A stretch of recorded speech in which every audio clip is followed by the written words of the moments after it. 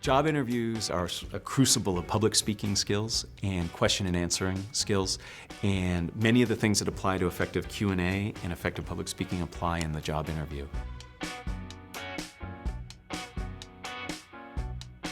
Mostly, we go to school and we learn the skill of whatever it is we're going to do, but we're very rarely taught how to get that job, to do what we want to do. You have to sell yourself. There are some tips that I think are very important for you to consider before you go into a job interview.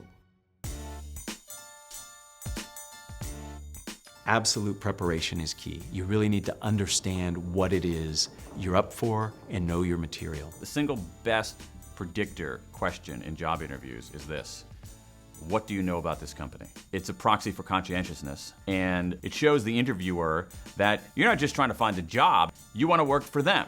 So my best advice is do your due diligence. Many of the questions are going to be behavioral. They're not going to ask you so much about what did you do at this job, but give me an example when you had a crisis, how did you manage it? So be prepared to answer those questions. Many people will think of answers to questions, but they won't actually practice verbalizing, and we really need to practice verbalizing the answers.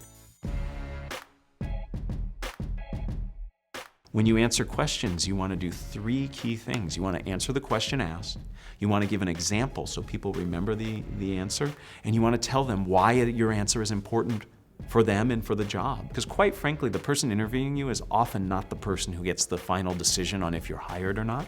So they have to turn around and sell you to whoever it is who makes the final decision. See the job interview from their perspective. I've done interviews myself where I'm interviewing somebody for a particular position and they talk about how awesome it would be for them to do the work. And I don't really care. Think about it from my perspective. I basically put all human beings into 2 categories: people who make my life harder and people who make my life easier. And I think that any job interview where you can go and put yourself in that second category is going to be very appealing.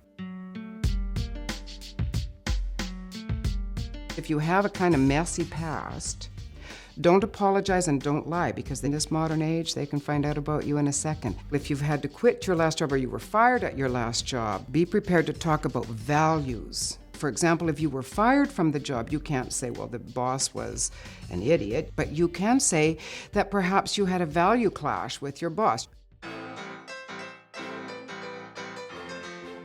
Nonverbal communication is absolutely important. And in fact, there's a tremendous amount of research that says people believe nonverbals much more than they believe verbals. What people will often do, because they're nervous, is they'll retreat. They'll make themselves small. So the hands come up, they cover their face, sometimes they cross their legs, they become very small. And that makes them look nervous and in some cases disingenuous.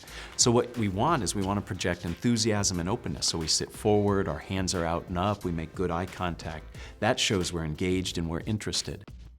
Be authentic, be true, be honest.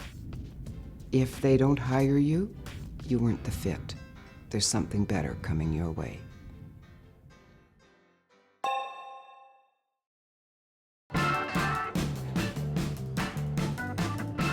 Fear of speaking is a common thing that everyone goes through. And so I decided that Toastmasters, give it a shot and teach myself to speak in public. My club, they said, why don't you go in competitions? And I didn't even know there were such a thing as competitions for public speaking. But then the bug sort of bit, and I really like the sport of competing. It's 30,000 people all over the world who all have a message, who all have a speech.